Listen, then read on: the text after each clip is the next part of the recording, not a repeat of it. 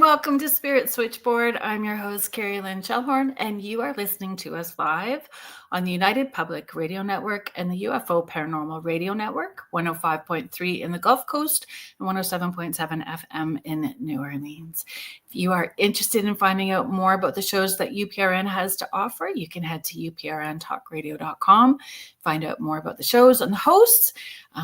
There is always something new happening, new shows, new hosts. The website is being updated, all kinds of fun things happening over there.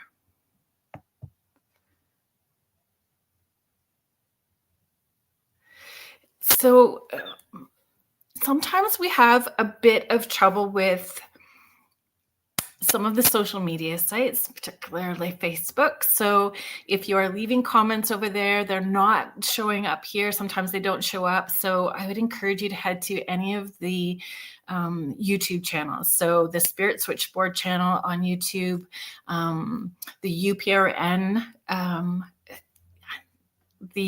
channel, and if you comment over there, then we will be able to see them here. Oh, James, hi. Wiz is in the house. You know, James, I saw your comment this morning.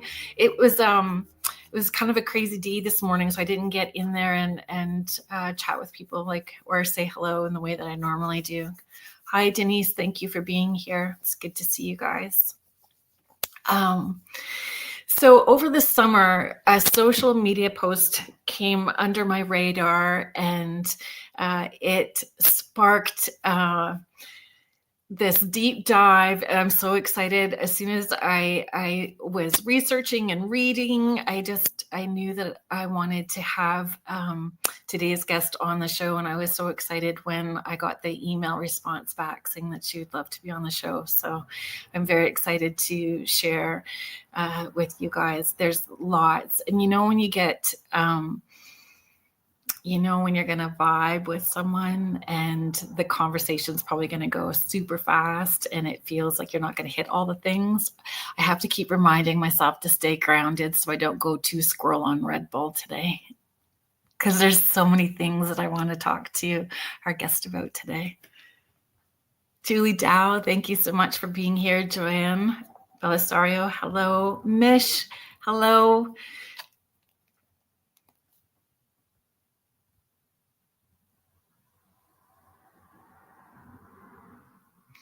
Hi, Heidi. Thank you so much for sharing out the show and letting everybody know and promoting. I appreciate that. Mish, it's always great that you show up. Mish is our friend in Australia. Pretty soon we'll all be talking about coffee.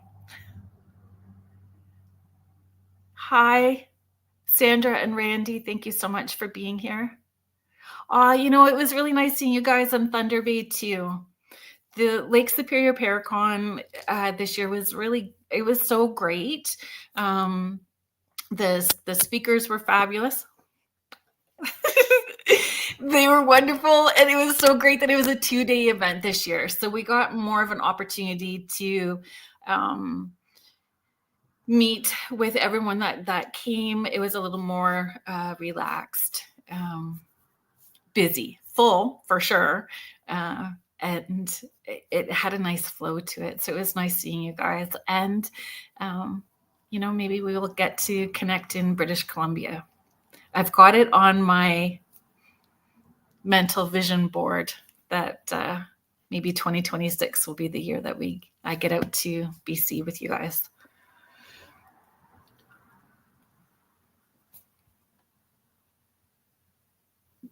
I know it's only 9:45 a.m. there, Mish. I'm one of those people that could have coffee now, so it's like 20 after 6 p.m. here, and I could have coffee and still go to bed and snore loud enough to wake up the neighbors. So it doesn't hit me that way. Hi, Contessa Martins. Thank you so much for being here. Oh, Denny, I saw you as well too. Thank you so much for being here. So I'm going to bring out our guest so that we can introduce you all to her now. Courtney McInvale is an author, historian, and founder of Seaside Shadows Haunted History Tours, Mystic, Connecticut's original award-winning ghost tour company. A licensed tour guide and specialist in paranormal history and local lore, she leads walking and boat tours across southern New England, blending meticulous research with eerie firsthand accounts. Courtney is the author of Haunted Mystic, Revolutionary War Ghosts of Connecticut, Civil War Ghosts of Connecticut, and Civil War Ghosts of Georgia, which explore the lingering spirits of America's past. Raised in a haunted house and a descendant of accused witches, she brings a uniquely personal connection and passion to the supernatural stories she shares. Please welcome to the show, Courtney. Hi. Hi. Thank you. I'm so glad you're here. Oh, I'm so glad I'm here too. I'm so excited. It was anybody that enjoys history that much, including cemeteries, I just am going to jive with. That's right. We're a special niche group of people. Yeah. Pioneer cemeteries, I could spend all my days there and nights. Yes. I mean, because you sit there and think of all the stories and all the people, and I don't know, there's just so much to go through. Yeah, and it can be a divisive thing, though, like polarizing for some people that don't that are not comfortable either investigating or touring through cemeteries that you know. And I always remind folks there were so many people that immigrated to North America that still they were trying to bring their family here and died before they brought their family here or died alone here. The stories and history, and if their spirit's lingering, they do want to connect. Yeah, and I think too, I mean, even if you come at it from a history perspective, cemeteries were built to be visited. Especially we have the garden cemetery movement that really takes sort of precedent in Victorian era, and the whole premise of that movement is that cemeteries would be parks and people would go there and picnic and fly kites and visit their loved ones, and there would be lavish funerals, and it was supposed to be a place where you remembered your family but still existed in life. And I love that. Me too. And I try to remind folks of that. Like, superstition is maybe more recent. Just enjoy what it was made for, which was to walk among the dead and remember them. Yeah. And they do feel like a park, and it's peaceful. As it should be. You know, I think there's a lot of people get this graveyard eeriness, but I'm like, this is just where they've come to be with their family for eternity. They're resting. They're okay. Yeah. And I give a little confession. Jackie Collins, thank you so much for being here. My little confession about the cemeteries too is the paths are just wide enough, and you have to drive very slow, that it was the perfect spot to take my youngest son to practice driving. Yes. He had to go slow, had to stay, on this path. He was super worried about not, Recently, I had to turn around. I was with my 6-year-old niece, and I turned around in a cemetery. She said, "Geez, Auntie, there's a lot of dead people in here." And I told her, I said, "We just say to them, we hope you're resting peacefully. Thanks for letting us come by." And she yelled that out the window. She's like, "That's all we say." I said, "That's right." We just right? Yeah. And then we're normalizing it. Yes. And just like, yep, they're still here. Say, thanks for letting us visit. Not, and I didn't want her to find it spooky or weird, because if I teach that now, then she won't, Yeah. So Mish is our friend in Australia. She is also in our chat, our comedian. Okay. I like that. The dead center of town. That's accurate. So you wear so many different hats, like if you were introducing yourself, there's a lot, historian and author. And how do you introduce yourself to people? Oh my gosh. I usually just talk first, kind of like I did in the title here, like that I'm the founder of these companies, because those companies are storytelling companies and they encompass really all that I do. But I also, especially when I'm giving book talks at historic places, I'll make sure they know that I am a historian, because there are people there that are really looking for those facts to be blended with the legends and lore and where they come from. So I want to make sure they know about that. Yeah. And you can tell that you're passionate about it. Oh, I love it. I love it so much. I'm actually sitting here looking on the other side of my computer out at like a haunted battlefield. I just like make sure I'm always staged around history in some way in my life. I love it. So I know that part of your story, part of your journey included growing up in a house that was haunted. And are you comfortable sharing some of that story with us? Sure. Yeah. So I grew up in New England, and if you have ever lived in New England, you are very familiar with old houses and every house having its little haunted legend, especially, there's a creaky floorboard or a flickering light. And those are things that are really common in New England, because at least as far as America is concerned, that's one of the oldest parts. We're an infant nation, and I realize that, but we're one of the oldest parts of, settlement is in New England. So there are a lot of old houses. I grew up in an old home, and we had those same things. And I grew up in an Irish Catholic family, so we're a little superstitious anyway. And so we always kind of knew that our old house did strange things, but we just didn't question it or bother it.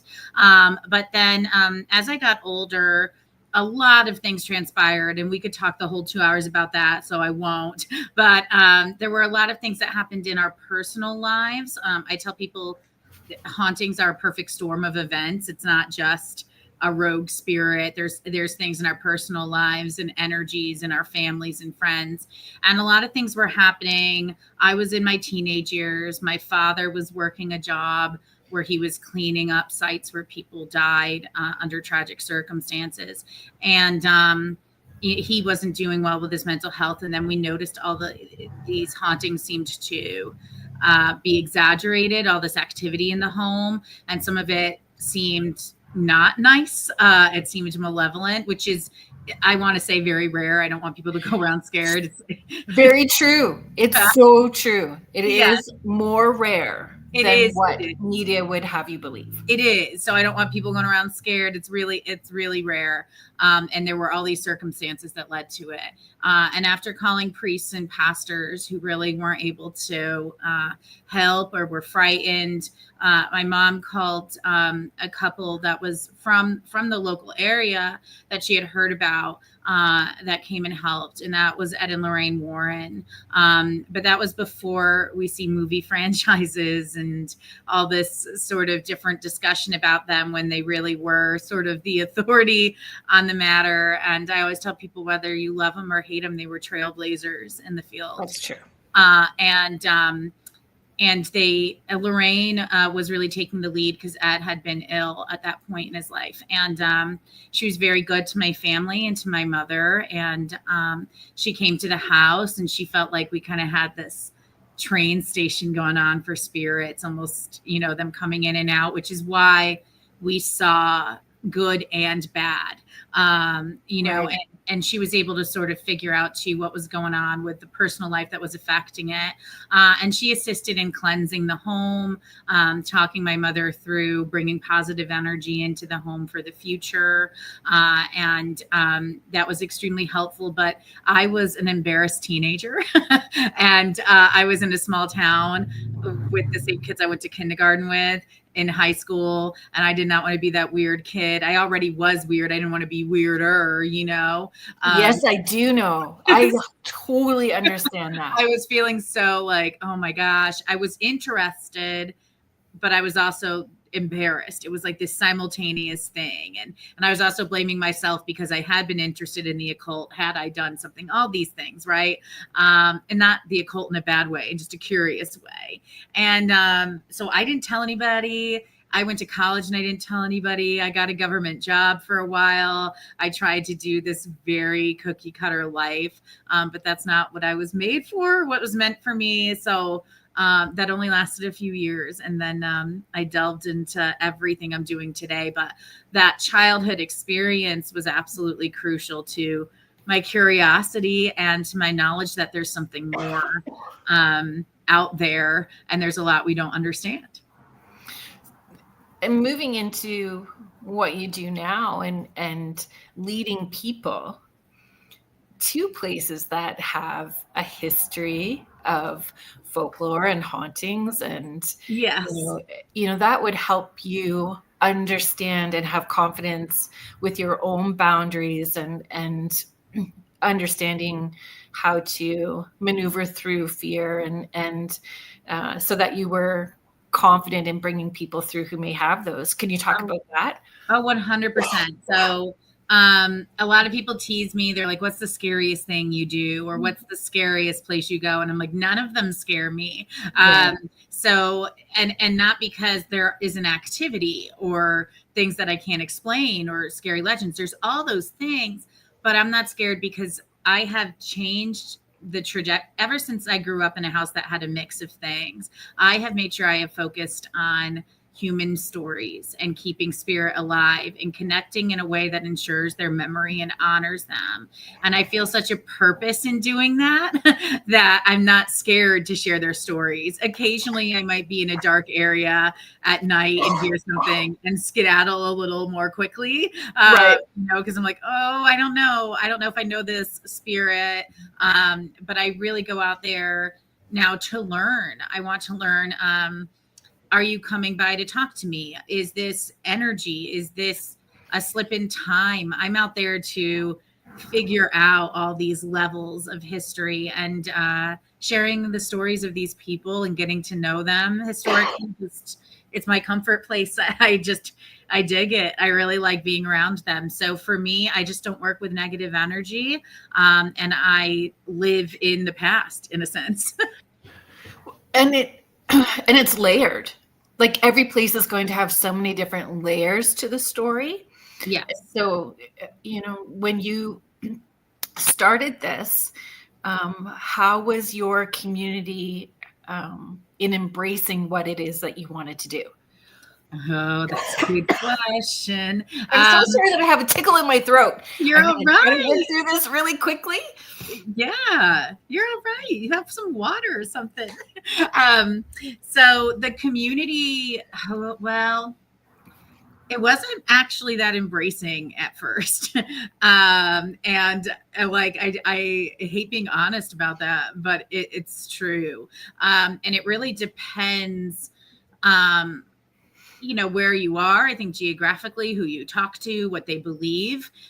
Connecticut is my home. That's where I'm from.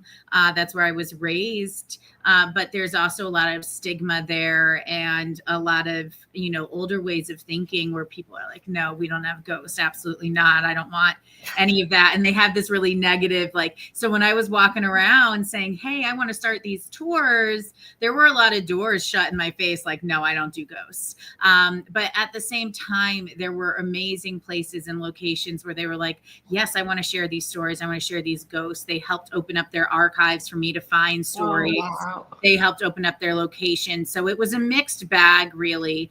The community as a whole started to adapt as they realized we were honoring the history in a way that wasn't exploitive. There have been people who have expressed concern, but I always encourage them to talk to me about how we approach history. I've had kind of a recent culture shock because I've started tours in a location down south, and I expected that community to be a little bit more conservative when it came to spirituality, just because of the nature of where we are in the Bible Belt and everything. But I have found this community to be the most embracing community to the paranormal and the folklore, because it's in the foothills of Appalachia. This is something that is part of their culture. And I think what I also love about it too is I found that people in this region of the South, they have been documenting ghost stories for hundreds of years. That they're not hiding from it. They're like, no, this happened. And it's a melting pot of cultures there too, right? Yes, because you have to remember, in the Appalachian Mountains, you have the Scots Irish, who have their very spiritual beliefs. You have the Germans, who also had a lot of fable and folklore. I mean, look at the Brothers Grimm, but they also have these unique beliefs. You have that coming here. You have the former enslaved population from Africa and surrounding areas, and their belief systems, and their belief in haints and sort of this voodoo and hoodoo. And you have that combining with the Irish, Scottish, German folklore in these areas, especially in areas where people didn't have a lot of money. These people are together a lot of times sharing these stories, and this belief system is adapting. And I think that's part of what makes it so fascinating. And then to top it off, you had the Cherokee, who were very spiritual, residing here. A lot of people were mixed, European and Cherokee tribe. And so just combined those cultures, and you get just sort of this, effervescent spiritual bubble that has carried forward. And I've always been fascinated by that, but I think it's really neat and makes it extra haunted in a way. I would agree with that. And do you not find that everybody has a ghost story though? So they may, in front of folks, say that they don't want to discuss it, or no, they don't. But then as you're slipping out the door, they're going to pull you off to the side and go, so I do have this like one time. Oh, 100%. My favorite is a lot of times older gentlemen on my tours, they'll look skeptical from beginning to end, tell me that they don't believe. And I'm like, it's okay. I just want you to have a good time. You don't have to believe or not believe anything.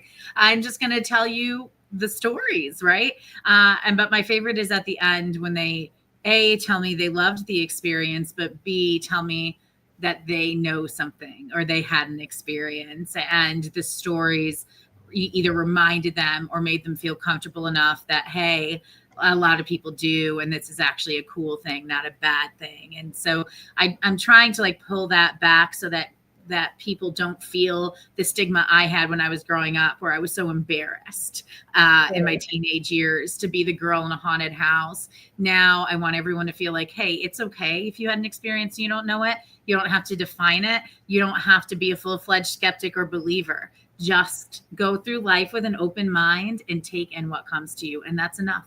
That's enough. It is. And there's almost like you can feel that energy shift when they do share, like this surrendering into, and this, okay, now, somebody is just holding space. No judgment, just holding space. Yeah.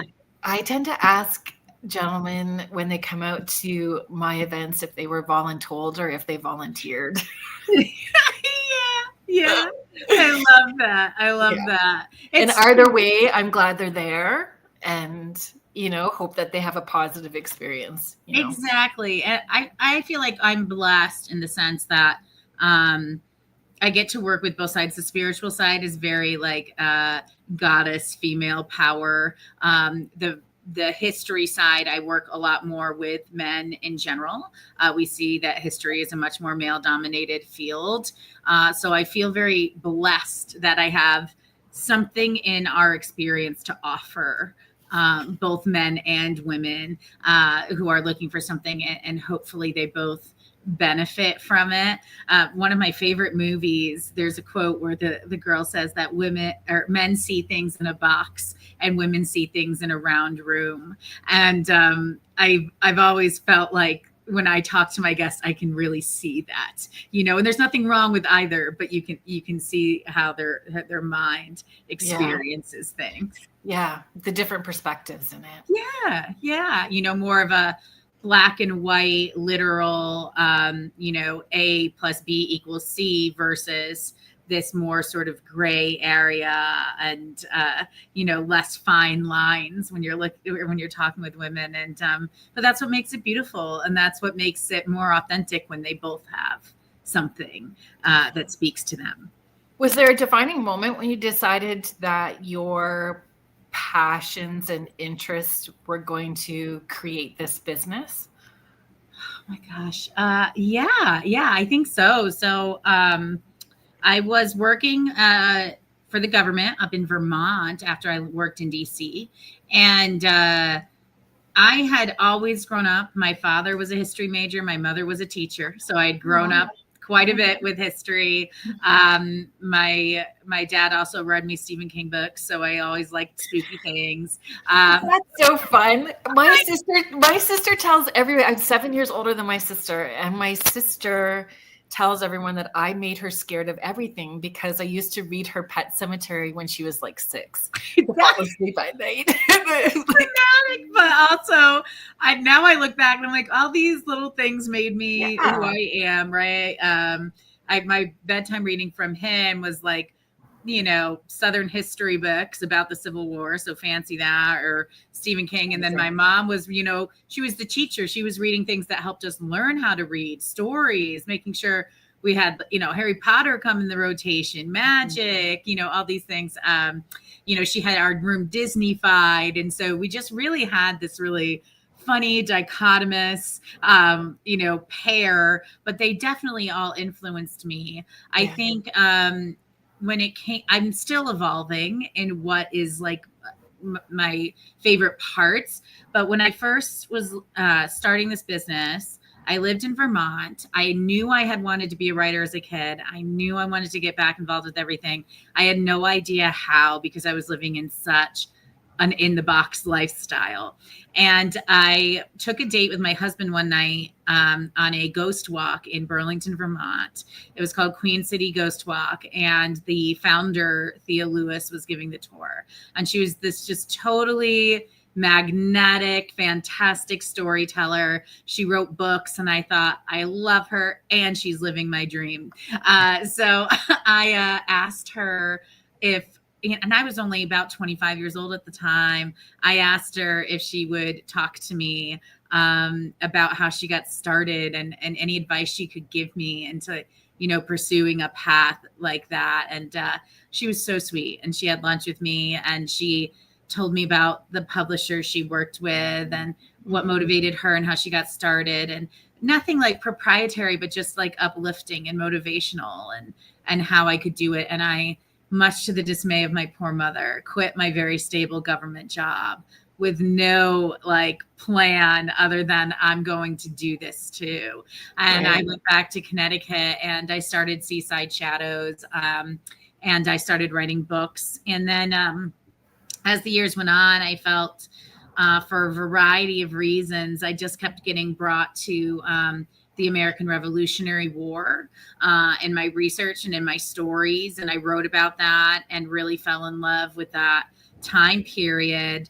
And then during COVID, and sort of my dad had passed, and I was sort of connecting with his, legacy. I took myself on a pilgrimage to Civil War battlefields that he would have loved. And it was very emotional, but it also inspired me to get back involved with that side of it too. And so with that, even when I go on vacation, I visit battlefields, I've always felt this weird tie into spirits who died in war and war-torn places. And I felt that I was helping to be a voice for their story. So that all sort of connected in a weird way and put me in this very niche place of where I am. It's amazing. It's amazing. And when it's in alignment with what you're supposed to be doing, it just becomes this magical thing. Yes. And I think for our moms, in that, I think that we live their inside, what who they are on the inside, wish that they could just jump outside of the box as well too. Yes. I know my mom has said that I scare her. And I like that I just leap and I do these things. Yes. My mom worries about that too. I mean, my mom taught for 37 years. And she'll joke with me. She's like, Courtney, my mom wanted me to be a teacher. I became a teacher. I just didn't question it, like she was of a time too, where you kind of did follow these more career driven paths. This is what's, I'm supposed to do. And I think it was more a mix of maternal worry. Is Courtney going to be okay living this untraditional life, or is the world going to eat her alive? And then it was also like, I don't know what the plan is. You know what I mean? Like, what does a career look like when you're self-employed? And when you're looking at that from a perspective of someone who's worked decades in a career, it's of course baffling. And I didn't know. I was in my 20s. I didn't have defined answers to ease her mind. I was just like, no, we're just going to do it and we're going to try, because you only live once and I don't want regrets. And they gave you such a beautiful foundation of curiosity and seeking information and wonderment. Yes. Really, they gave you this beautiful foundation that we get to benefit from now. I agree. Storytelling and with your books. Thank you. I remember once I was sitting with my therapist after my dad passed, and I was talking about how, I missed getting to tell him what I was doing with my career, and and having him see it, right? Because there was a lot that was fraught at the end of his life, and he didn't get to see what I got to do, and I was feeling guilty about that. And she was like, Courtney, didn't you just say that your dad read you history books and scary books? I said, yeah. And she goes, and haven't you said that he used to just take you on walks and tell you stories? I said, yeah. And she was like, what are you doing for your job? I was like, oh my gosh, like I didn't like put it together, and on the side of my mom, she's my biggest fan now. Like, she will promote and share everything. She'll show up at a tour if I need her. She'll sometimes tell a story and get involved. It's really cute and I love it. And she'll tell everyone my daughter has this award-winning business. And so she's fully just immersed in, but I can understand why it was nerve-wracking in the beginning. But I couldn't be who I am without either of them. So that's right.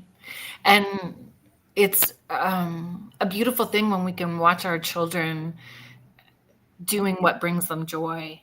Yeah. So I'm sure for her, just watching you be who you are and share that authentically from your heart space is, joyful for her. I think it is. She always talks about me being happy, and I laugh because she's an artist too. So her house is very colorful and all these things she creates. And you walk into her house and you see all of this color. About Prime Center is a bookshelf with my history books and like these historic figure faces in the middle. And I just laugh. She's like, yes, people notice my books. I'm like, I'm sure, because her aesthetic is so opposite, but she's supportive, That's so amazing. Do you, if this is too personal, then you can tell me. We're bypassing, right? Okay. Do you feel your dad every once in a while when you're on those tours? Do you like we all talk about signs and symbols. Has that come out for you during a tour? Yeah, more I would say in Georgia than Connecticut, simply because he's from Georgia. So that was another thing too, is so my mom's family was from Connecticut, and my father's family was from Georgia. So that kind of explains both sides of my work as well, and hitting those ancestral roots. But he was from an area called Macon in the center of Georgia. And the last couple of years, the Historic Macon Foundation has had me give talks on the Civil War and things like that in the area.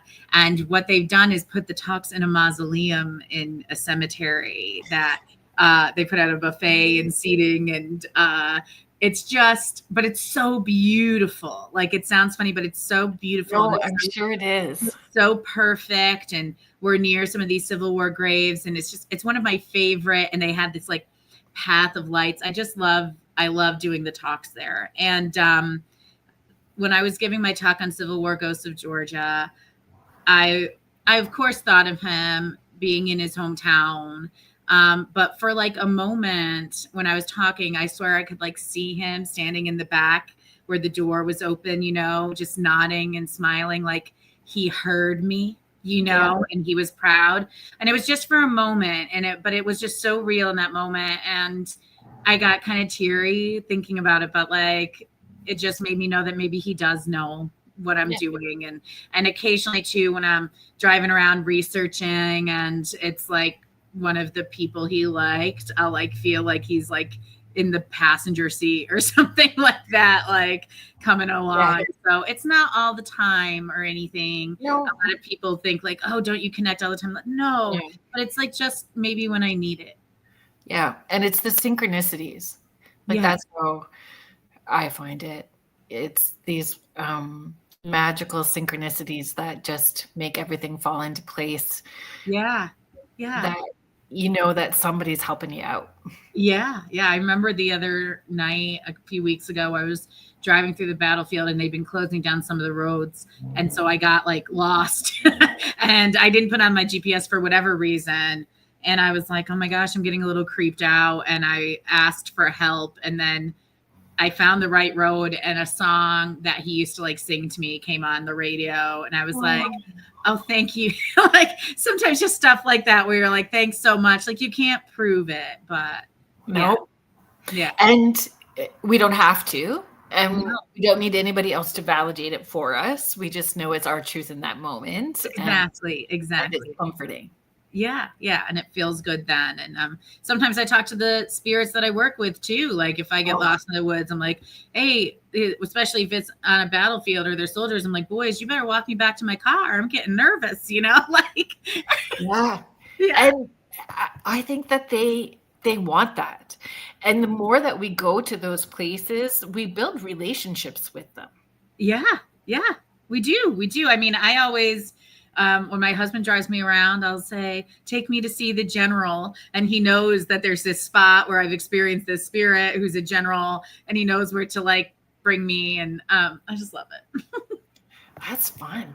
Well, and actually speaking of, we were talking about synchronicities in time. I can tell you that general, that's how I encountered his spirit is, I was sitting in this area of the battlefield where he had been shot. Like I was sitting there in the middle of the day. And I was actually reading his book because I'm a total history nerd and I read their memoirs for fun. And I was reading his book and he was talking about a different battle at the time. And I heard a voice say, hello, like just like announce himself.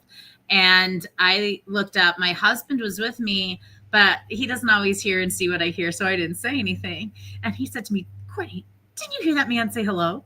And I said, yes, but I didn't want to spook you. And we looked around to see, of course, was there a hiker, someone coming through the woods, whatever it could be. And we didn't see anybody. So I went back to reading and I made note that it was around 2 p.m.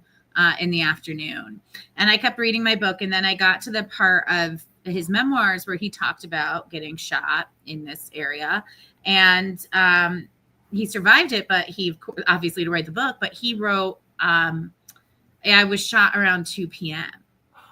I love that. Right. And I was like, was it you? I immediately felt like it was. And I've had things like that. Like when I go to Gettysburg and I hear drumming or marching, I can usually match it to when there would have been a march into or out of battle at that exact moment, that these times sync up. It's really fascinating. It is fascinating. And it probably inspires and lights you up, fires you up for more. Yeah. Oh yeah. Just that little validation that they know you're there and you're doing something. Oh, I love it. I love it so much. So Seaside Shadows has expanded. Yes.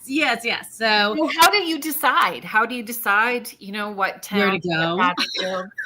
Right. So it's hard too, because I want to clarify, we are a small business and I put my full heart and soul into all of the tours and books, and I don't intend to be a sort of a chain that has locations everywhere that I can't manage or have a pulse on. It has to be something personal to me that I've worked on. So Seaside Shadows started to honor my home in Connecticut where I was raised, and has expanded into a graveyard there that features a lot of Revolutionary history, which I love. And we still operate there. I have an amazing team of storytellers who have been with me for years and years that I've personally trained. So we're still there. When I was writing Civil War Ghosts of Georgia, sort of on that Civil War pilgrimage of spiritual connection, I was traveling all throughout the state, and there was this town that kind of, if you think of it, if you think of like haunted Civil War towns, liken it to Gettysburg or Antietam, Sharpsburg, Maryland, Harper's Ferry, places like this that have a rich history and a small town that comes with it. And there was this place called Chickamauga, and it has the largest battlefield in America, the first battlefield park in America. And it had the most fascinating history and the cutest little town, but not a single tour or anything that was sharing this history. And I wrote about it, and it ended up being half of one of the volumes of my Georgia book. And I just kept feeling like this place needed to be shared, or it was going to be forgotten. I was like, this needs the attention the others get. There were 35,000 casualties here. Who's going to remember these people? And so I was blessed. I had these things sync up. This Airbnb host that I always stay with introduced me to a wonderful friend of theirs who introduced me to the town, who toured me around and invited me to give tours here, and offered us a storefront. And it was one of those times where I almost tried to talk myself out of it. Like, oh, what am I going to do? How do I do Seaside Shadows and this new location? How do I bridge 1,000 miles? How do I make both happen? And I was pacing and talking to friends. And one of my friends, who's a ghost tour operator out of Orlando, said, Courtney, you'd be stupid to say no. Like, you just would. Like, this came to your lap for a reason. You have to say yes. And she goes, and this is a really cool opportunity. And she goes, and you already wrote it. You already wrote it. You already know it. And I was like, you make a point. And so I said yes. And she's a great friend. Yeah. And I said yes. And we, my husband and I came to Georgia in July, started setting up, and I opened Southern Shadows in Chickamauga on the anniversary of the battle this year, September 19th. And so we're still here getting that off the ground. We've had some wonderful tours.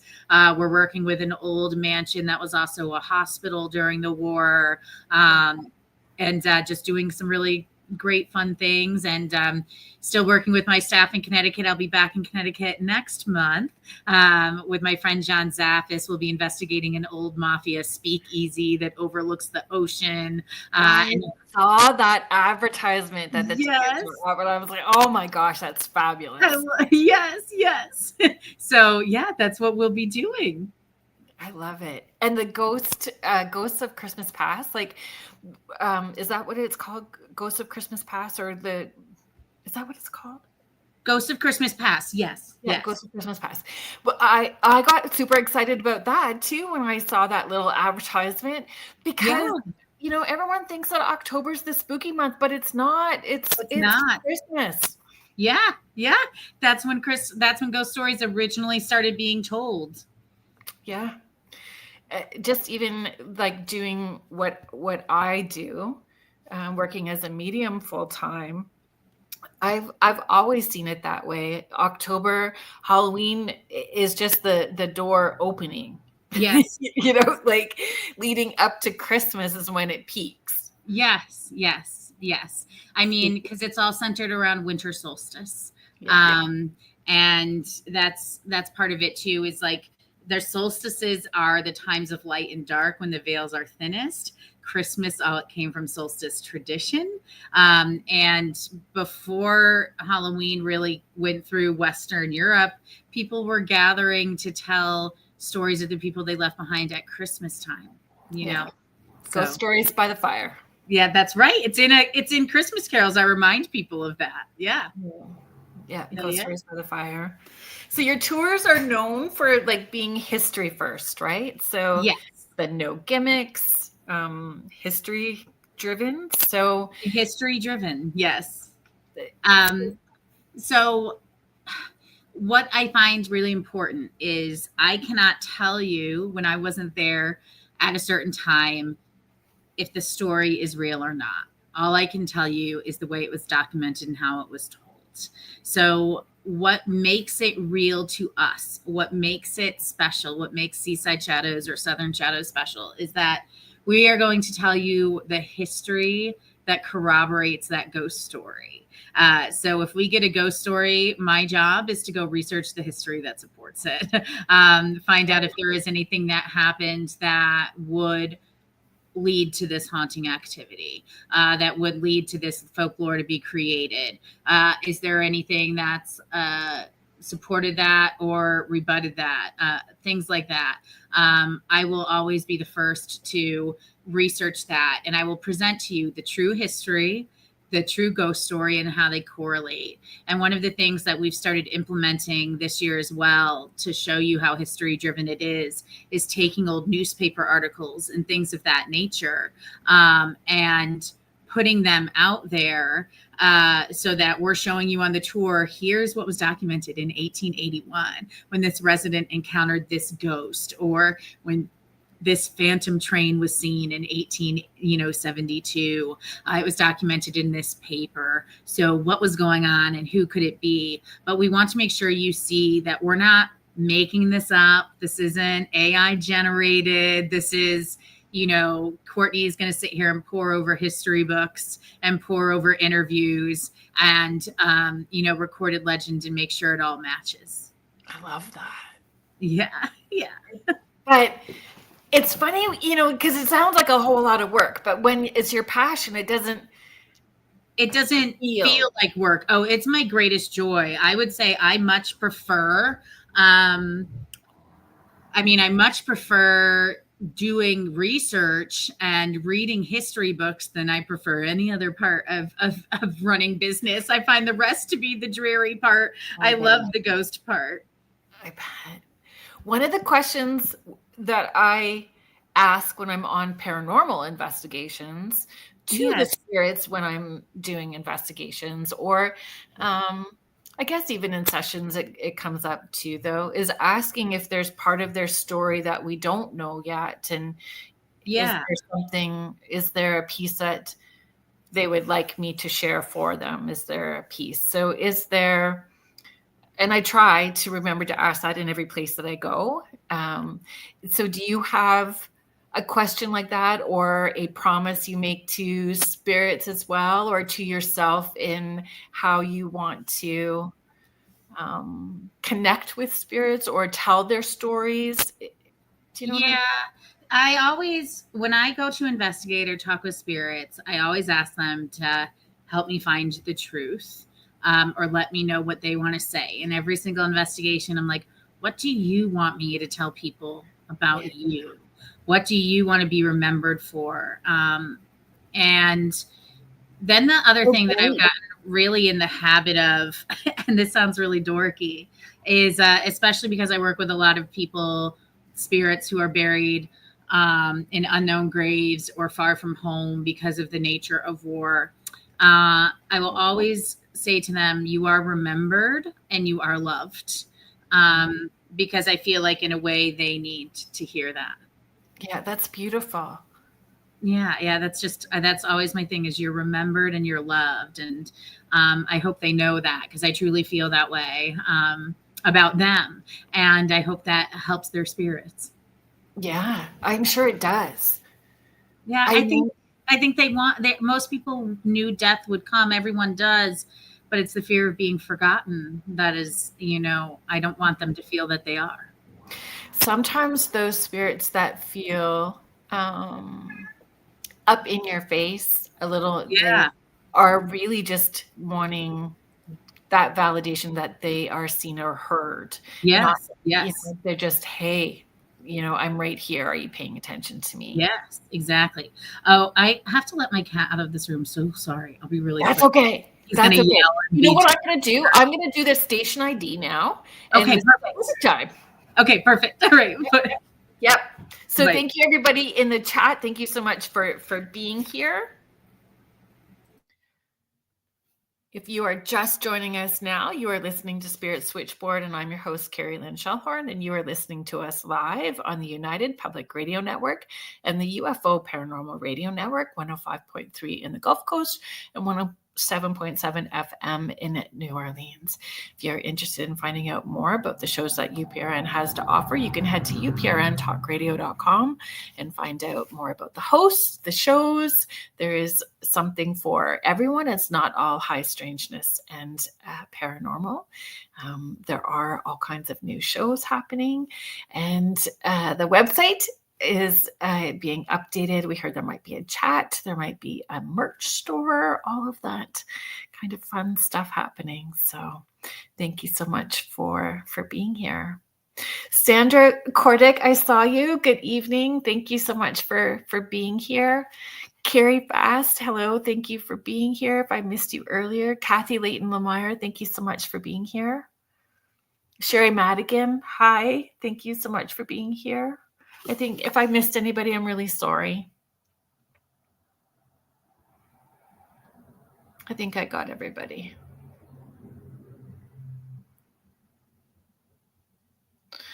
Folks in the chat, do you guys walk around cemeteries? I have always been fascinated with cemeteries. Hi, Marilyn. Marilyn, are you? I think that you're on next week, right? Marilyn Kaufman, folks, she is the author of Lifetimes. She does past life regression, life between lives. She is going to be coming back on Spirit Switchboard, and we're going to be talking about spontaneous past life memories. Yeah, next week. That's what I thought. I'm very excited. And you know what? I had a guest, or I connected with somebody, and they had that experience. So I was talking about you, and that you would be coming back on the show. So I'm really excited about that, Marilyn. I hope that she reached out to you. I'm glad, Kathy. I find cemeteries peaceful as well too. Contessa. Oh, you also lived in a haunted house. Oh, I can't wait. So maybe we can talk about that really briefly too next week, Marilyn. Contessa, I agree. The older the cemetery, the better. And the ones that sometimes you have to like walk through the ditch because it's hidden through the brambles on the other side, I'm all for those ones too. Yeah. Well, there's gritty stories in those because those are the people without money, right? So there's the farm stories and the stories of the forgotten that you can find. Yeah. And I always look when we go to a new cemetery to explore outside of the boundaries on the other side of the fence, because sometimes, you know, the property lines got moved or there is people buried on the outside of it. So looking for those ones as well. Yeah. Oh, Misha's our friend in Australia. So she's sharing, I liked how the old cemeteries had how they passed. Yeah, I mean, there's she said like if you were shot. I remember in Connecticut, during like the pandemic, I made YouTube videos about cool graves and hidden graves, and there was one where it was like killed by a madman or something like that, and it was like literally a guy who went unhinged and axe murdered people. And I uncovered this story, but like the fact that on that victim's tombstone forever it says, you know, killed by a madman. You know, and I went to another grave where it was sort of this jilted lover who killed them both, but because of what he did, he was buried upside down. And it remarks about that as like a punishment, that he couldn't see heaven, and just like crazy legends that very much were real, that showed how much people. And I think this is always what I want to get across my tours is we think believing in ghosts and spirits is new. No, people have believed in the eternity of a soul for a very long time. Yeah, agreed. It's just saying, see, very interesting. You know what I've always wanted to come across and have not yet is recipes. Like you see I've people heard finding about that. recipes, and I have yet to find one. And I am on a mission. Like, Heard about that. And that can't be. I just like, to be fair, it's like, this is going to be a weird thing to say, but like that's going to be expensive to engrave that, because I mean, I remember writing about people back in the day, like you paid by the letter. I can't imagine it's that different. And that's why sometimes you see missing letters, because it's like, we got the point across, you know what I mean? Like, yeah. So I can't imagine to engrave a full, I know technology has advanced, but to engrave a full recipe still. Yeah. Like grandma's cookies. I just wanna find one. I want to find one. It would be so cool, right? Sometimes I think you can do it too. People put those, I've seen too, like a QR code, and you can scan it and it will show you like photos or memories of who that person is in their life. And I think that's really cool too. That is very cool. What would that look like though 50 years from now? That's what I think. I don't know. I told my kids I want to be cremated and shot off in a firecracker over Lake Superior. I because of the nature of my work, I'm always finding graves, and then that leads me to find their story. And so that kind of inspired me to say, I actually do want to be buried, because I want one day the idea that 200 years from now, someone will be like, who was she? What was her story? The way I do that. And I don't know. There's something about it. And even one of my favorite songs from one of my favorite bands is called Bury My Bones. And it's about being brought back home and following a trail to the stone, which is what I spend my life doing. I even got that tattooed like on half my arm. And so now I joke with people. Someone asked the other day, they said, bury my bones. I said, yeah, I come with instructions.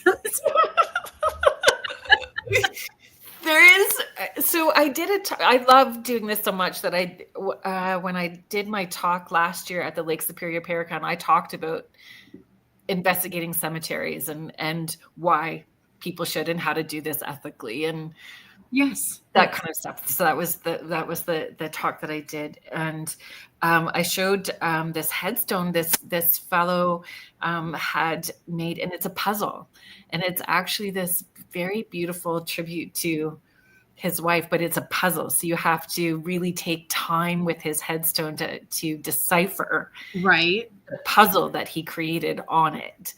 Wow. I know, it's fascinating. It's fascinating what people do. So this is what Cindy Waghorn is sharing as well. The older stones are so beautiful, tall, and creative and fascinating.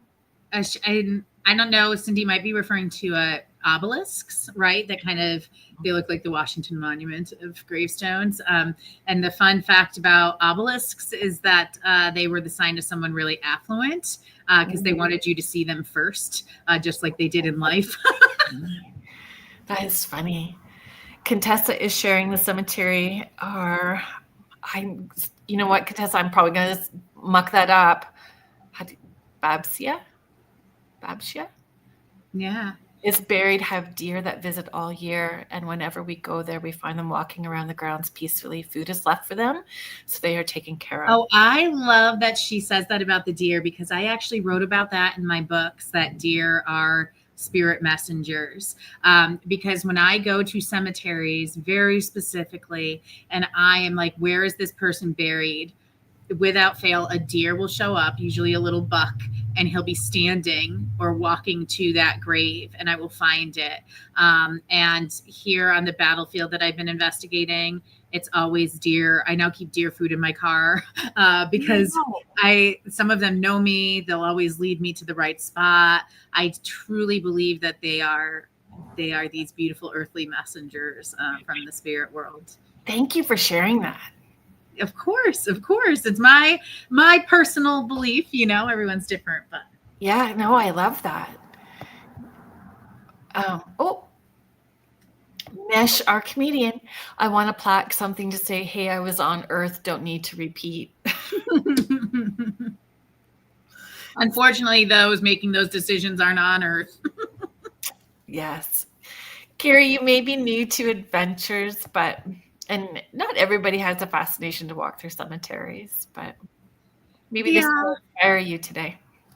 I mean, it can be spiritual. It can be a history lesson. Yeah. Parts of my cemetery tours, while we do spiritual legends, we also tell stories of some of the things that people buried there, but also what are these stones made of? What were these stone cutters doing? What were the practices for burial? What were some of the things they dealt with? Yeah, what does this mean? So some of it's just fascinating from a curiosity perspective about humans and society and culture. What is the word? Like when you have a there's a specific name for it, isn't there? When you have a fascination of I think graveyard. it's a tachyphile. Is that it? Does that sound Sounds right? right. Or I'm gonna tack or tad, something like that. I Yeah. forget. It's somewhere along those. I don't know. I probably should know if I am one, but You're a historian, so that's what we're running with. That's more than just having a fascination of walking through. yes, but I don't know. I also like sometimes find again, this sounds really weird, but when I'm really stressed, sometimes I'll go sit at some of the graves of some of the people whose stories I've shared, just because by nature of learning their stories, I've felt some of them to be like almost family. And that if I sit with them, I feel a sense of peace, I don't think that there's anything weird about that at all. No, thanks. No, because I do the same thing. Yeah. And it is, I don't know, calming or peaceful. It's a place to connect. I just There's this one lady, she's buried in Mystic, and she was a mother and a wife and helped her husband do so many things, but there's just something about her. She's been a protective mother spirit to her son who passed, and I've often shared her stories but also sat and talked with her, and she has instances where guests have talked to her. She's helped them find things, but I went to investigate the home she lived in because I befriended the man who owned it at the time. And we went there, and I will never forget it. I said, "Hey, it's Courtney. Do you remember me?" And a female voice came through and said, "You come talk to me." And I knew it was her, confirming that she listened.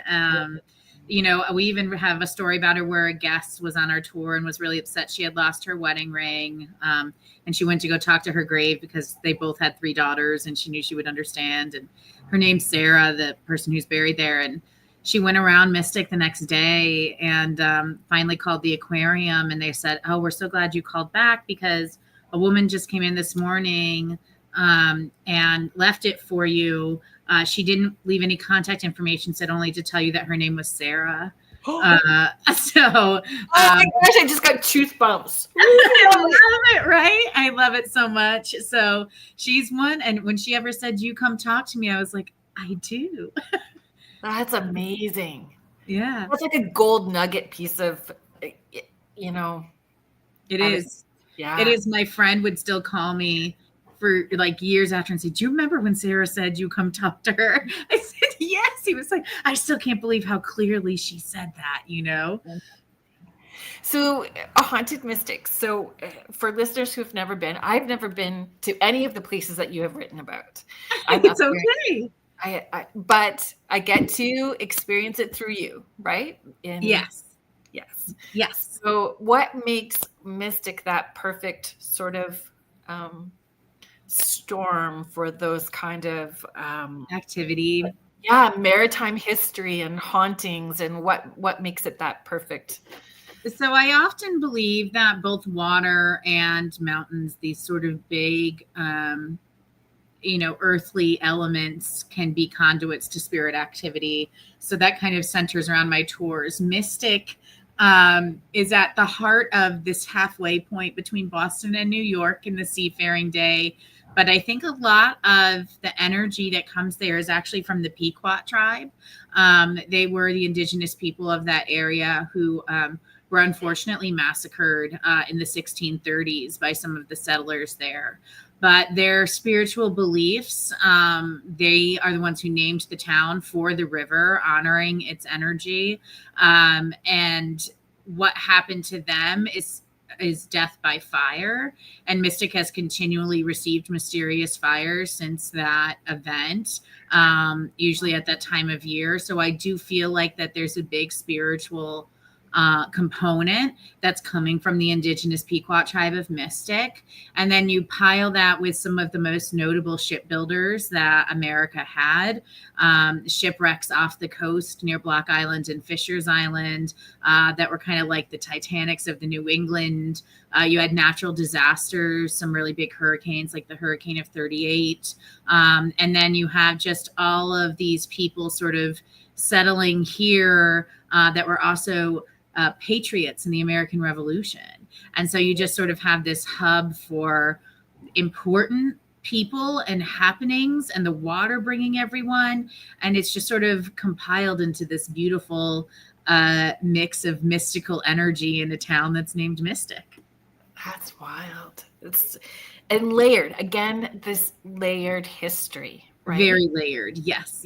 And same where I am working for the Chickamauga tours.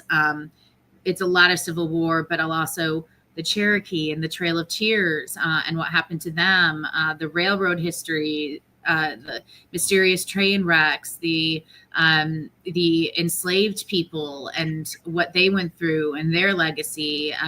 And there's just so much that can't be like, considered in just one person or one part of history. And I love peeling back the onion and all those layers, So the Daniel Packer Inn.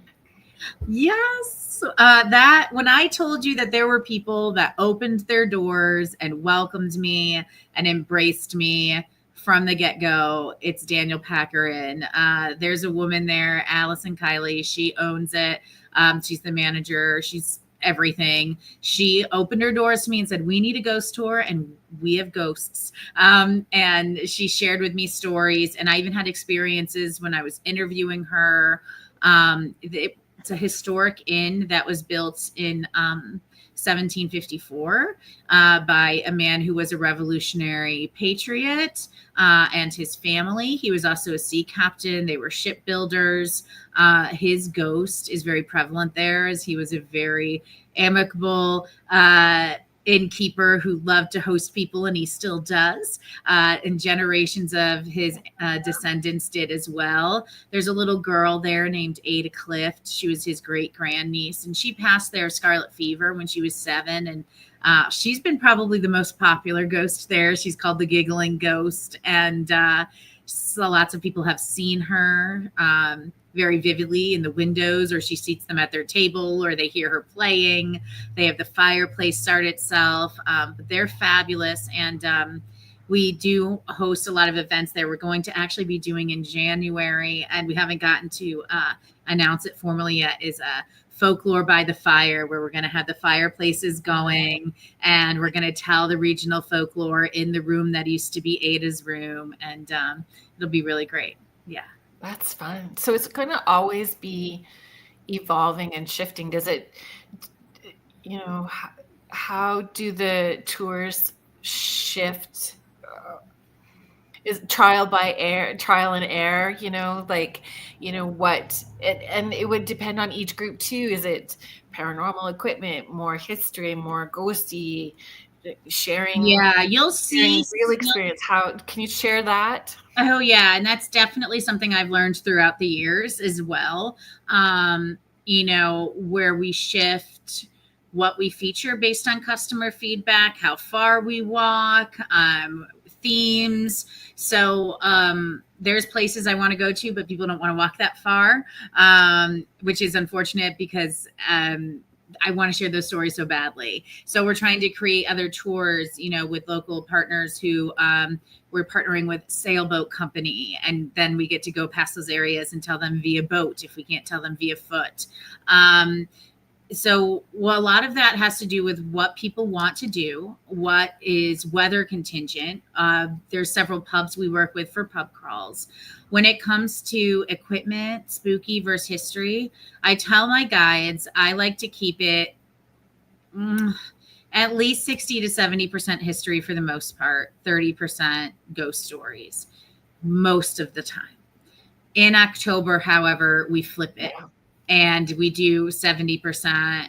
We try 70% more ghostly aim, 30% more historical, just due to customer feedback and the people that are more thrill seeking and looking for more of a haunted house or theatrical experience. We also will give a more theatrical presentation throughout the year. We're storytellers and dynamic, but in October, you might see more costumes, more sound effects, more. But not staged still. It's still just sharing the story. It's still sharing the story. It's just a matter of you might get more paranormal information and less of the history facts, just by nature of what people are looking for in October. It's still the same tour route. It's still the same stories. It's just presented in a way to sort of meet the audience where they're at, which is something I've had to learn from a business perspective.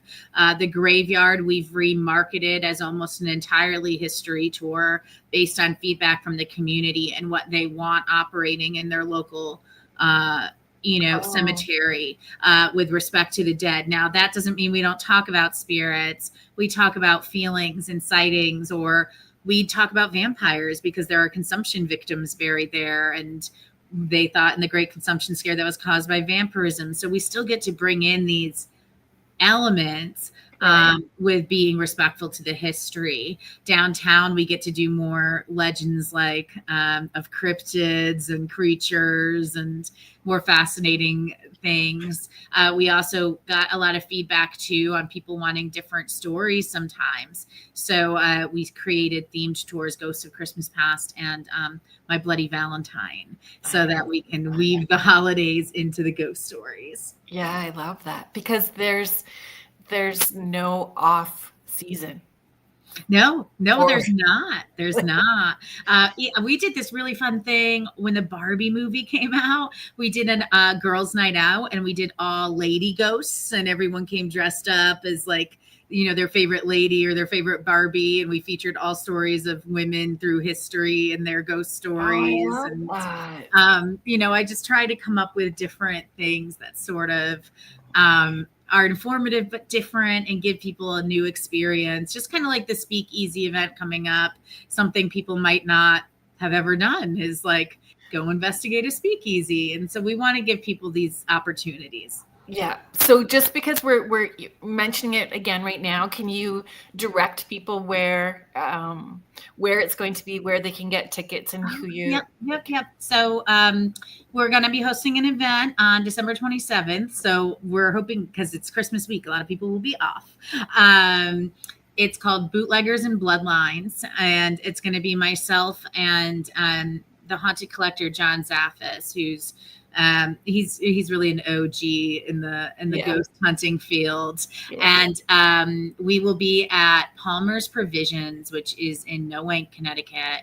We're going to start off with a dinner that we'll have downstairs in the restaurant. But this is a huge building, like 30,000 square feet. Wow. And so we're going to have dinner downstairs, and then we're going to go upstairs.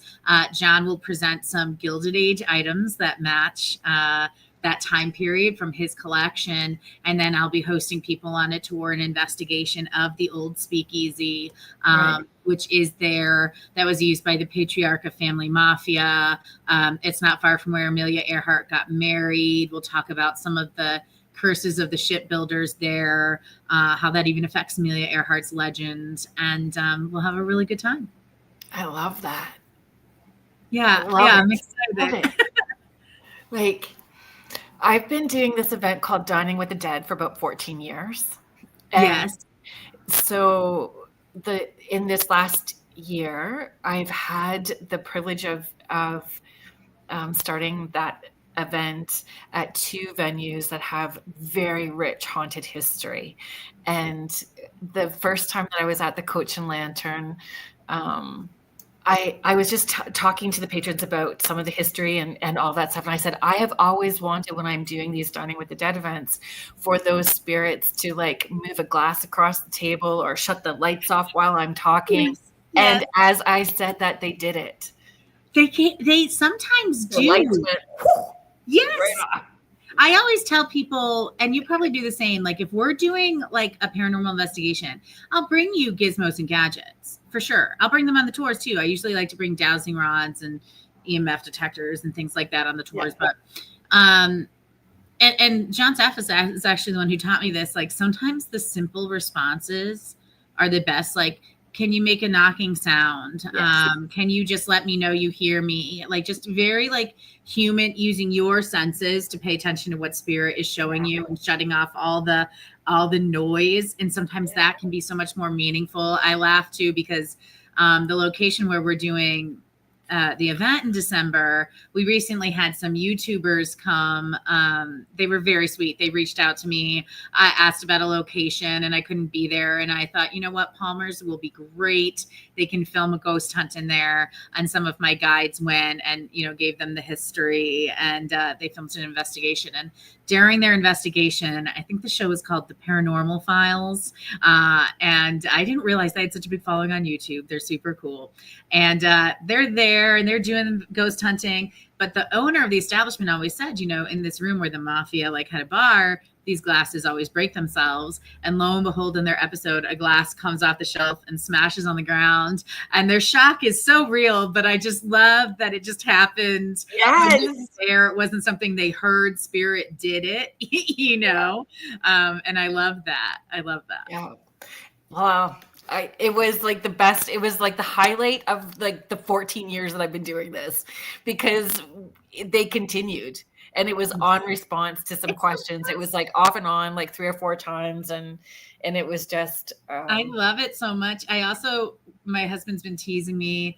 I love dowsing rods, but dowsing rods are like very, like, you can make them out of clothing hangers. You don't have to have anything fancy or special. You can have whatever, right? But I try to tell people, like, yes, this can help you find a water source, but yes, it can also be sort of a divination tool. And so I just demonstrate how you ask spirit to show you yes with the crossing, and how you ask spirit to show you no.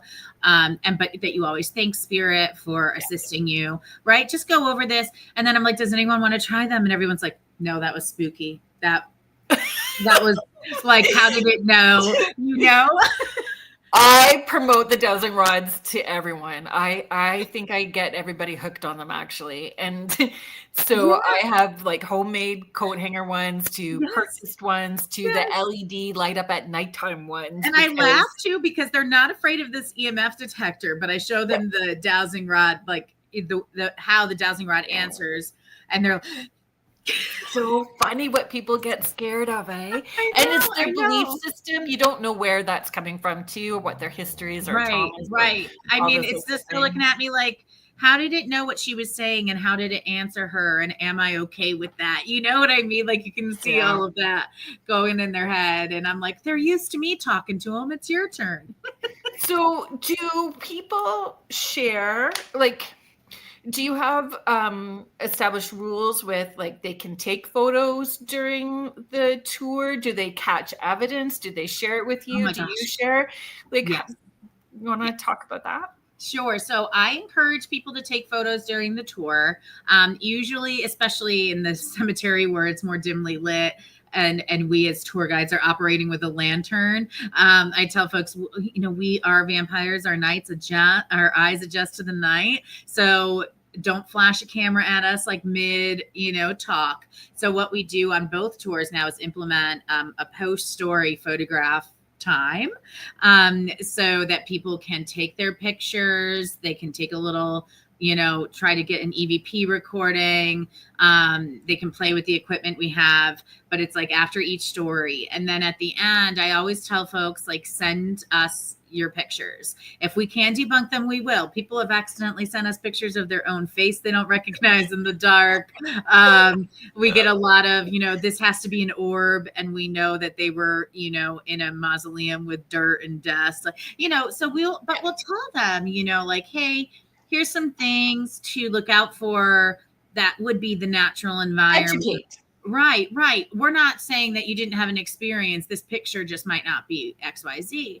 And then if it is something that I will usually not just look at it myself, because I feel like there has to be multiple perspectives when it comes to producing evidence of any kind. Yeah. I will show it to my husband. I'll show it to my staff. I'll say, like, what do you see? Do you see anything? My husband's very practical. Like we said, men try to be a little bit more that way. Yeah. I'll be like, is there anything that could be? Once we deduce that we don't have anything that we're like, yeah, that's definitely a light or a bug or that person's face. Right. I'll say, can we share it? And so we usually try to share some of these things on social media. I'll tag the person that shared it. I won't ever say definitively on social media because we know nothing definitively. But what I'll say too is, what do you see? Yeah. We had this guest, we see this, what do you see? And also throughout the tours, on both tours, the favorite part of the tours has become photo evidence. So we log it on our personal phones and tablets, and we bring those to the tour. And at the end of the tour, we show people the evidence we've acquired over the years from guests like them, or from people in the town who have sent us their photos. And we show them and we say, listen, like, these are some of the evidence from these places. Send us what you've got. We'll add them to our collection, because the camera really can show things that we can't see with our own eyes. And it can capture things. And sometimes, it's just that seeing is believing for so many people. So it adds a really valuable element to the tour experience. And it allows people to participate, which I want them to do. Yeah. Engaging, right? Yeah. Is there one that stands out more than others? Like the "you talk to me" moment? Oh my gosh. Yes. So there's a few. So in Connecticut, in the cemetery, we talk about the first freed enslaved person in Eastern Connecticut is buried there. And it was a gentleman named Quash Williams. And when he became free, he became a minister of the first Black congregation in Eastern Connecticut. And he's just truly a fascinating, inspirational figure. His grave even says his favorite motto, "A walk as well as talk." Which I just think is so beautiful. And I feel so grateful he gets to share lessons with everyone who visits him. But my husband took a picture of me giving a tour standing by Quash's grave. And he took a series of a few photos. And so it's the back of me behind, standing next to the grave. And then you see the people sort of gathered in front. So they're looking at the grave illuminated. Standing among the people, you start to see a pair of glowing eyes. But again, you're like, okay, I don't know, right? And then with the next picture, you see the glowing eyes comes with like a face and an arm. And then you see the third one, you see a person with a minister's collar and full clothing and glowing eyes and darker skin, just standing there among the guests. And I always tell people that's Quash, checking on you just as he would have in life. But that picture was just so clear and fascinating. We also have one in that cemetery where we talk about an old captain from the 1600s, and you can see a man in the style hat like walking past a woman, and it's not another guest on the tour because it was a bachelorette party on that tour. So it was all women, and just cool things like that. In Georgia, we've had a few. There's one I captured one night. I was feeling feisty, and I was driving through the battlefield, and I was like, I just want one of you to show me your face. And I usually don't do that, but I did. I was in a mood, I guess. And I took a picture, and my pictures had been live. And then one came out and it looked like a streak of light. And then you saw a man standing there like this. And I was like, sorry, but I show people that. And so there's just some really great ones where there's no other explanation for what it could be. So that might have answered the question that I wrote for you. If you could share one Georgia case where the history and the paranormal activity lined up so precisely. Mm-hmm. Yeah. I mean, So there's a couple things, but I think, there's two. One is most notably going to be the battlefields.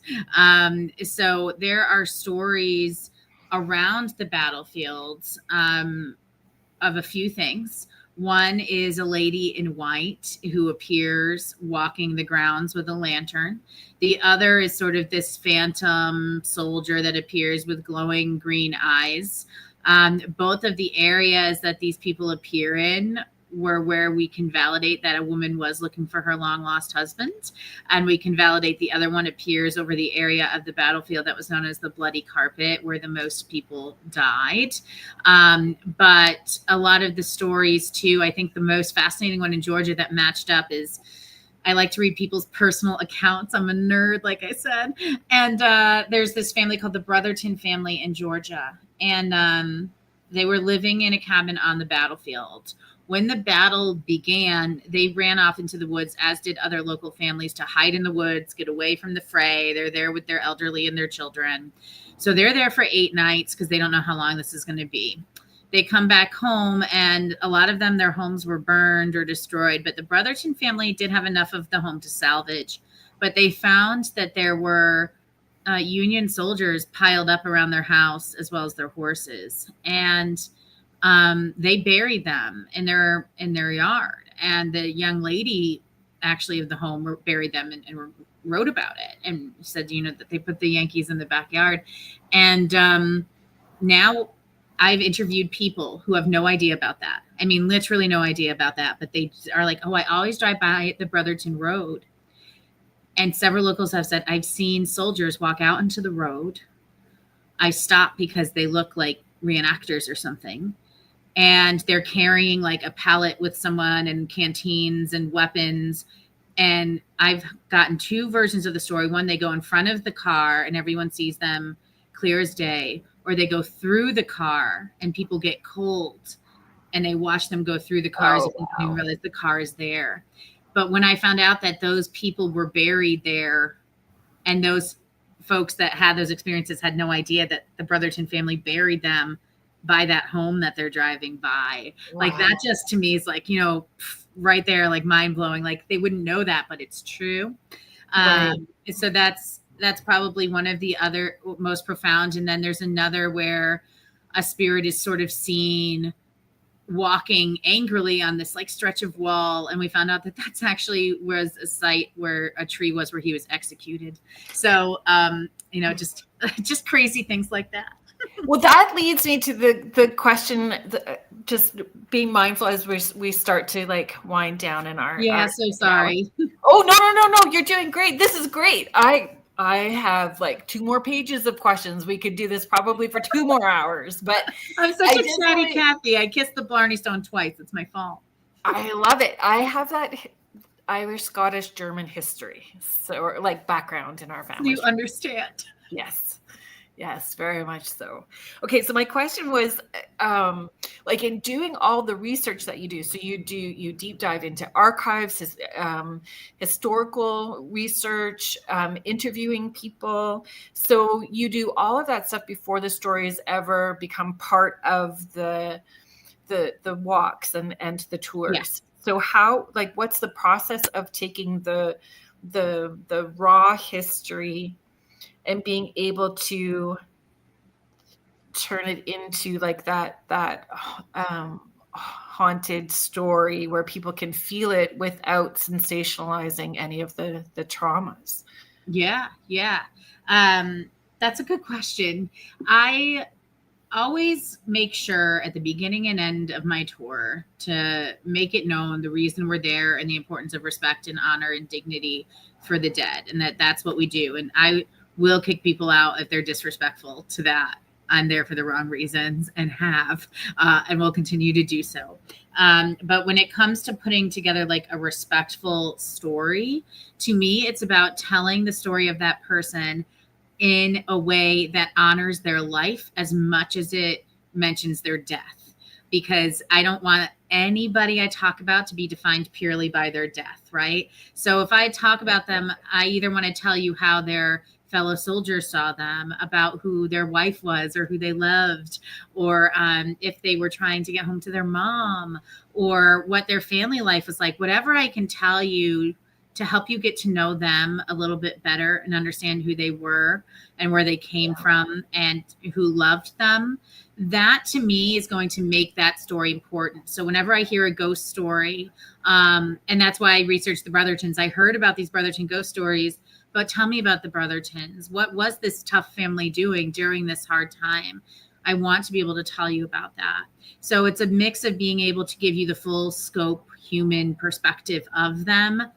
And I feel like that helps us to deliver it in a way that doesn't exploit them. Yeah. And still honoring if there's living descendants. Exactly. I want living descendants to be excited to come on the tour and not feel that we're demonizing anyone in any way or calling them evil. I personally have come to love and respect. I'll tell people your descendants feel like family to me, so you feel like family to me, but I want them to come in and feel proud of their ancestors and not like it's something that is bad in any way. I want them to be excited. And I won't tell ghost stories post World War One. I just feel strongly that that's too close for some people. And I don't want them to feel like, hey, I remember that. I don't want you doing that in that way. We try to keep it of an older time to make sure that there's that respect there given and grace for the people who are still alive and remember. And do you get feedback about how the stories are presented? I mean, you're #1 ghost tour award winning, right? So our reviews are honestly we go out there and hope for 5 stars. We work to give them to you. We do our darndest, but we can't guarantee that we're all things to all people. But we have been very blessed that we've gotten thousands of 5-star reviews over the years, talking about what these tours mean to them. Recently, I got some reviews where some college kids told me they learned more from me in 2 hours than they learned in class in their entire, college career. And that kind of feedback means the world to me because that means I'm doing my job right. They said, well, you just made me care about them and you made me cry, but you made me realize they were people. And that kind of feedback is exactly what I want. There's no better compliment that we can get as tour guides. Yeah. They want you to be their history teacher. Yes. Yeah. I've had field trips. It's so funny when they come, they're like, you should teach us history. And the teachers are like, I'm right here. I brought you here. They're really funny. They're like, I'll pay you to come do my job. They're funny, but I love it. I love it. And it all stems from telling it from that human experience and coming at it too unbiased. Especially I've learned that in writing about the American Civil War. You can't come into it with bias and prejudice against anybody. You've got to look at history for the people and share their stories and not your opinions on their lives. Just share their lives and you're in better hands. This is your passion and your baby that you have given birth to, all of these books and time and energy. So in vetting out your team of people. Yes, that's the hardest part. When I started hiring in Mystic, I was like, this is my baby. You better take good care of it. You're the babysitter. I'm still the mom, but I learned a lot throughout the years of hiring people, what we need. And there are definitely people that didn't work. And it's about having the ability to just say, hey, we're not right for each other, because there's a certain brand and image that I feel like our tours need. And I still want my voice to be heard and how I created them for a reason, which sets us apart from other tours and allows us to get these good reviews. But I've been very blessed in that the last 5 years, I've had a team that has been with me almost the entirety of that time.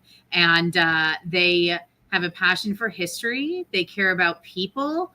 They have an enthusiasm, but they're also extroverted, and they just have this perfect blend. They don't have to be a theater major. They don't have to be a history major. They just have to be passionate and care and interested. And then that's what translates to people, and that's what helps our brand. And I say all that confidently. I'm proud of my Seaside Shadows team. On my to-do list right now is to hire for Southern Shadows so that I can be more dynamic going between both. But I'm just like, that's my new baby, and I'm scared to give it away. I'm doing the same thing I did before. You want them to be compelling and still honor those ethical lines. Yes. Not embellish, not try, like, and engaging, right? Because it really is all of the emotions, like needing to It's know so when much. to toss in a little joke to make it lighter, and when we're hitting Yes. those. I don't think, and the general public shouldn't think about it when they're on enjoying a tour, but there's so much. They have to be able to not just memorize the info, but uh, deliver it to you in a Yeah. way that you don't want to look at your phone for 2 hours. You want to hear what they're going to say. You can visualize what they're talking about. You can become immersed in the stories. They have to be able to do that in a public setting where people are drunk and driving by, and they have to deal with the public stage and still deliver it in a compelling way and remember everything. They have to read the audience, see how their reactions are, what they need, where they need to be. There's so many things that go into giving a successful tour. And so getting a person who can do all of those, manage all those plates, it's not easy. And I think people think it is. So when you have a good tour guide, they're very special. And they make sure to take it with care. And I was actually watching one of my tour guides the other night on that YouTube program, and I heard her talking, and I looked at my husband like I was a proud mother, and I said, that's my voice. I hear my voice coming through her, and it's just beautiful. Like, and then I had this other young guy from my team that was there, and he was like, he gives this beautiful performance of one of the stories I taught him. And then he goes, and I want to thank Courtney McInvale for the research and teaching me all of this. And they're just like, just seeing them out there doing that and hearing that, it just warmed my heart, I love that. It's so that. I'm just going to bring this up for you. So Randy and Sandy are from British Columbia. They're just sharing that you are great together. We've really enjoyed today. Thank you for this episode. Absolutely. Oh, yay. So I'm glad we're together too. Ditto. Please take the time to find Courtney's. So there's 2 websites actually. Do you want to share some of the socials and where people can find? Yes. So there's my author site, CourtneyMcInvale.com. To be fully transparent, it's supposed to be updated by me, and I'm not the best website updater in the history of the world, but you'll still find my books on there and information about me. If you go to SeasideShadows.com, you will find all our information on our Mystic Connecticut tours, Ghost of Christmas Past, Downtown Mystic, the Mystic Graveyard, and the upcoming Bootleggers and Bloodlines event. And then if you go to SouthernShadows.com, you'll find all the information about our Haunted Heart of Chickamauga tour and our store. We still have some time. I just wanted to make sure that we got it in, because once we start getting close to that time frame, we got to wind down really fast, and I don't want that to be rushed. Oh, no worries. So if you could invite one historical figure from Mystic, from the Revolution or the Civil War, onto one of your tours and see how they would share their story, who would it be? What would you want them to talk about?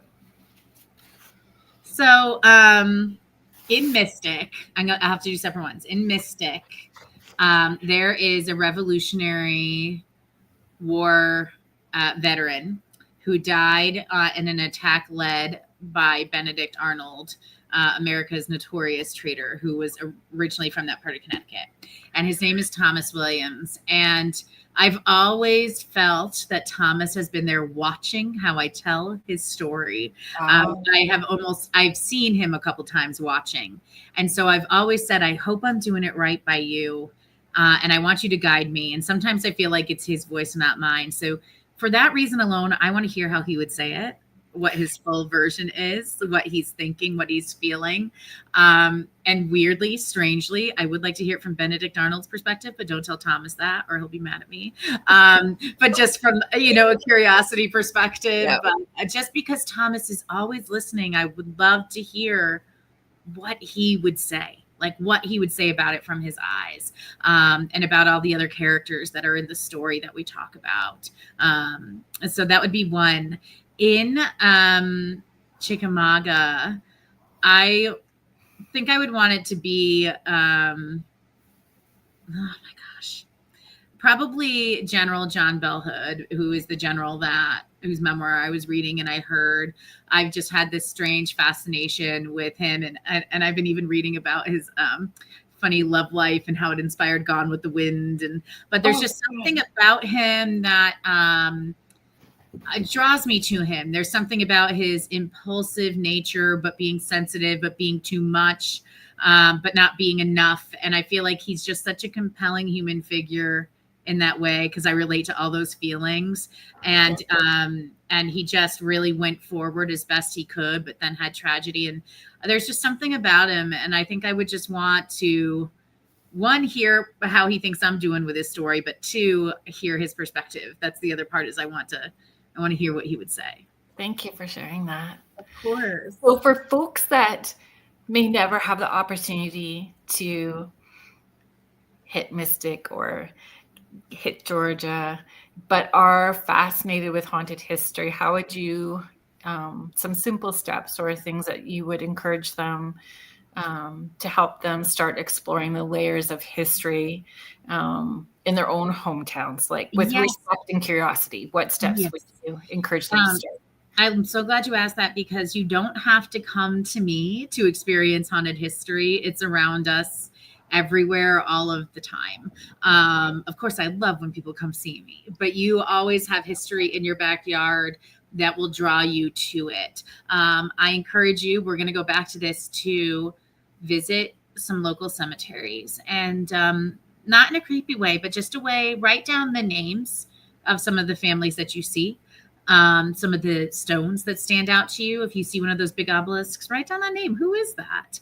And then go to your local historical society and start to look up some of these people. First, you might find burial records. You can go on an ancestry website. That can be really helpful. And you start to find family trees and who they're connected with. And then at that point, you can go to places that you've learned about, where they lived, where they worked, and you can start to interview people if it's a building, and see if they've had any experiences there. See if you can link that to the person that you've been studying. You can look at even street names. There's no coincidence. There's the names of your streets in town, the names of your buildings, the names of your newspapers. Those generally have people in them that were something in your area. And once you find that and find their story, you can find the places, and you'll see those legends just start to pop out at you. I find my favorite source for legends is usually like old newspapers. And old diaries. If you can go to old bookstores, sometimes like resale bookstores, people sell these old like diary books or things where people describe things, and you can find treasures. But old newspapers, old journals that have been published, that will give you a lot as well. Thank you so much for sharing that. Thank you for sharing time and energy and space with you're so sweet. Our listeners. And I encourage everybody to check out. So there's not one, not two, not even three. There's more books that you have written, and check out the other interviews that you've done. Like, you share so much, and thank you. I just love it. I just love it, and I just hope that passion is felt by other people when they are, reading or watching or visiting, whatever it is. I just want them to know that I truly love it, and I feel like all of this history and mystery is worth knowing, and that they love it too. It's very much, and I think it's the legacy part, right? We all hope that our legacy will be told or shared after we're gone too, right? That we do. I mean, I think it's very human, and I remember scoffing at that. So I love the Hamilton musical. I don't want to say that I don't, because I do, but there's this part where Hamilton's wife in one of the songs says to him, "We don't need legacy." Mm-hmm. And I heard that, and I remember, don't you say that, right? Because that is, we can't leave behind tangible items. We spend way too much time worrying about that as is, but we leave behind who we were. That's our legacy, and it's okay to want to leave that story behind, to help others, whether it's they learn from our mistakes, or they learn from our triumphs, or they just learn from our human experience and remember who we are and the impact we made. That's not such a bad thing. Not at all. It's funny that you mentioned Hamilton. My granddaughter, she calls me Queenie. So my granddaughter is 5, and she has loved Hamilton since she was 6 months old. Oh, Like at 6 months, she would watch the whole thing and so funny. clap and move, and she still does. So we joke about it because my mom has researched our family history, and we're apparently related to Abraham Lincoln, and my mom loves all of that, and she loves to tell everybody all about it. And now we've got this baby in the family who does nothing but love that kind of history, and she's That's 5. so funny. Like, yeah. That's so funny. Well, and also God bless Lin-Manuel Miranda, who writes those, because he does write for Disney too, and he really just knows how to write a catchy bop. You know? He does. So much so. Well, thank you so much, Courtney, for being here. I appreciate it. Thank you, everybody that has been in the chat who participated in the conversation. We appreciate you guys in this community. Make the show what it is. Marilyn Kaufman is coming on next week. We're going to be talking about spontaneous past life memories that surface is what we're going to be talking about. That's exciting. I know. Thank you to Joe Montaldo, the owner of our network. Thank you to Michelle DeRoche, our network manager, to the United Public Radio Network and the UFO Paranormal Radio Network, 105.3 in the Gulf Coast and 107.7 FM in New Orleans. Thank you so much, everybody, for being here, and we'll see you next week. Good night. Bye.